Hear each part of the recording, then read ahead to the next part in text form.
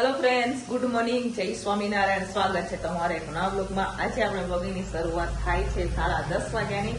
તો ચાલો આપણે આખો દિવસ ટિફિનમાં શું બનાવીએ હું તમારા સાથે શેર કરીશ. વિડીયો છેલ્લે સુધી જોજો અને જો કે તમને અમારા વિડીયો ગમે તો લાઈક શેર સબસ્ક્રાઈબ કરી દેજો.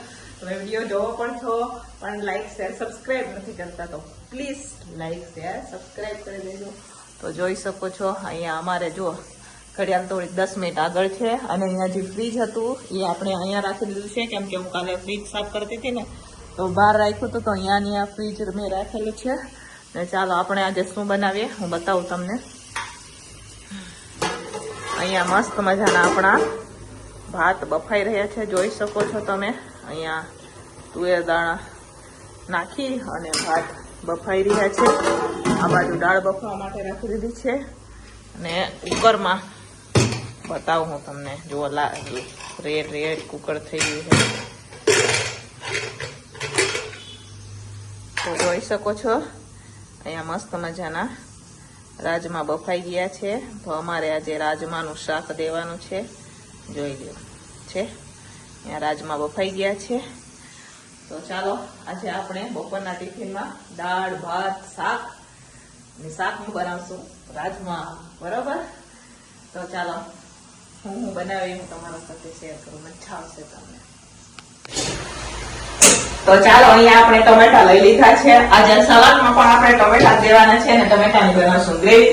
મરચી પણ લઈ લીધી છે. આ બાજુ દાળ પણ બફાઈ જશે, આપણે રાજમાં બફાઈ ગયા છે, ભાત પણ બફાઈ ગયા છે. હવે ફટાફટ ટમેટાની ગ્રેવી કરશું અને પછી આપણે રાજમાનો વઘાર કરશું, બરોબર. મેં ઘણીવાર પંજાબી રાજમા પણ બનાવેલા છે. આજે સાદા રાજમા બનાવવાના છે. અરે પંજાબી કેમ બનાવવાનું, સાદા બનાવશું રાજમા, બરાબર. મસ્ત મજાનું ગ્રેવી વાળા રાજમા બનાવશું. ટમેટા સલાડ ખાટું પણ કટિંગ કરી લઈએ અને સાથે સાથે ગ્રેવી માટે પણ કટિંગ કરી લઈએ. તો ચાલો ફટાફટ આપણે ગ્રેવી કરીએ અને સલાડના ટમેટા.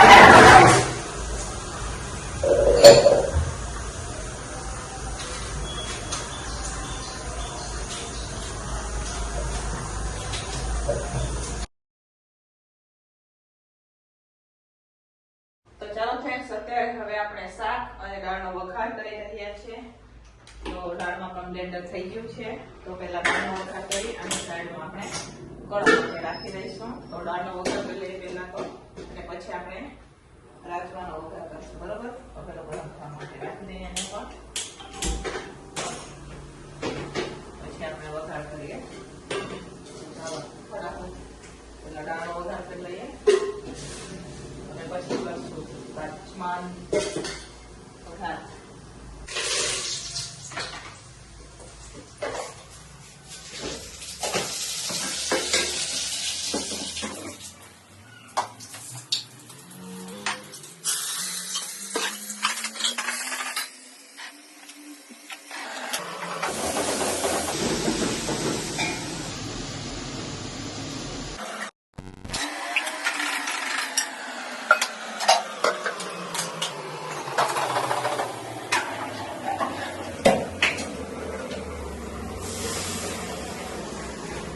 તો ચાલો ફ્રેન્ડ્સ, અહીંયા સરસ મજાના આપણે હવે રાજમા ઉકળી રહ્યા છે, જોઈ શકો છો તમે. આજે આપણે રાજમાનું શાક બનાવ્યું છે. આ બાજુ દાળ પણ ઉકળી રહી છે, ભાત આપણા બફાઈ ગયા છે. અહીંયા ટમેટાનું સલાડ પણ બનીને તૈયાર છે. જો આજે ટમેટાનું સલાડ દેવાનું છે. તો ચાલો ફાઇનલી અહીંયા હવે હમણાં રાજમા ઉકળી જાય એટલે આપણે લોટ બાંધવાનો છે કેમ કે દુકાનવાળા ભાઈઓની ટિફિનો ભરવાની હોય તો રાજમા ઉકળી જાય એટલે આપણે લોટ બાંધીએ. દાળને ધીમા તાપે ઉકળવા દઈશું. દાળમાં લીંબુ ખાંડ એવું બધું નાખી દઈએ અને મસાલા છે ને કબાટમાં રાખી દઈએ આપણે. તો ચાલો ફટાફટ મસાલા પેલા કબાટમાં રાખી દઈશું.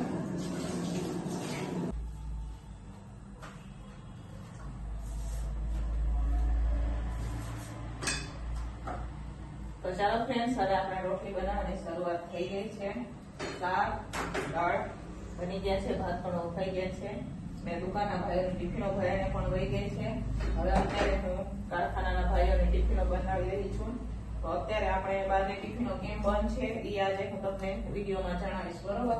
આજે પણ ફોન આવ્યો હતો પણ મેં આજે પણ કેન્સલ કરી દીધી બહારની ટિફિનો. તો કેમ બહારની ટિફિનો અત્યારે હું નથી બનાવતી હું તમને આગળ વિડીયોમાં જણાવીશ. વિડીયો છેલ્લે સુધી જોજો અને જો કે તમને અમારા વિડીયો ગમે તો લાઈક શેર સબસ્ક્રાઇબ કરી દેજો. તો જો અત્યારે કારખાનાની રોટલી બાકી છે, 11:15 જેવું થઈ ગયું છે. તો ફટાફટ આપણે રોટલી બનાવી દઈશું. અત્યારે હું વહેલું ટિફિન ચાલુ કરી દઉં બરોબર. તો ચાલો ફટાફટ આપણે કારખાનાની પણ રોટલી બનાવી દઈએ. ઓછી રોટલી હોય એટલે વાર નથી લાગતી, બની જાય છે. અને થોડુંક મારે ટાઈમ મળે તો રસોડું પણ રાત્રે સાફ થાય. એ દિવસે આ બધી દિવાલો બધી લુવાની છે, ઉપરથી ટેબલ લઈ આવીને બરોબર.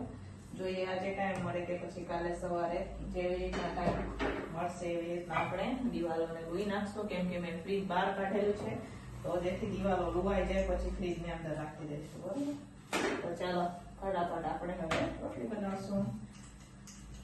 તો થોડીક રોટલી મેં બનાવી દીધી છે, બાકી છે એ તો હમણાં બની જશે. આપણે પડવાડે રોટલી હોય એટલે વાર નથી લાગતી રોટલી બનાવતા. હમણાં બની જશે. જો વાસણો તો અત્યારથી ઢગલો થઈ ગયો છે. 2-3 વાર તો મેં જાત બનાવી છે. એકવાર સવારે ખાઈ ગયા એમના માટે બનાવી, વળી પાછા એક બીજા ભાઈ એ મને કે ચાય બનાવી દો, વળી એમના માટે ચા બનાવી, મારી કોફી બનાવી. એટલે વાસણો ઢગલો થઈ છે બરોબર સવારે.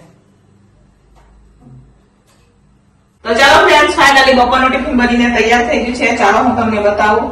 તો અહીંયા મસ્ત મજાના આપણે ભાત બનાવેલા છે, જોઈ શકો છો. કેટલા દિવસ પછી આપણે ટિફિનમાં આજે રાજમા બનાવેલા છે, તો જોઈ શકો છો. સરસ મજાના અહીંયા રાજમાનું શાક છે, સાથે દાળ છે, રોટલી છે, અને આજે ટિફિનમાં ટમેટાનું સલાડ છે. તો ચાલો બપોરનું ટિફિન બનીને તૈયાર છે. હવે ફટાફટ આપણે ટિફિનો ભરી દઈશું, કેમ કે ટિફિન વાળા ભાઈ લેવા માટે આવી ગયા છે. 12:30 થઈ ગયા છે. તો ચાલો ફટાફટ ટિફિનો ભરશું.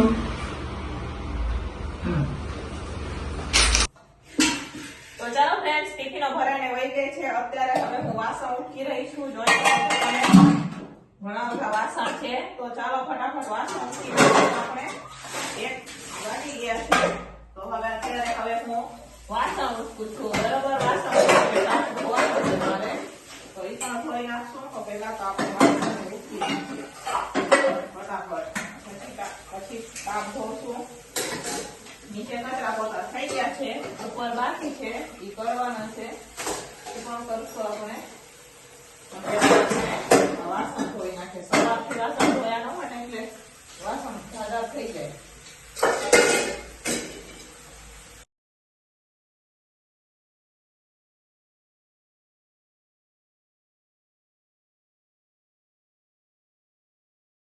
તો ચાલો ફ્રેન્ડ્સ, ફાઇનલી અહીંયા રસોડું સાફ થઈ ગયું છે. જોઈ શકો છો તમે, ટાપ પણ સાફ થઈ ગયો છે, વાસણ પણ ઉટકાઈ ગયા છે, નીચે કચરા પોતા બાકી છે.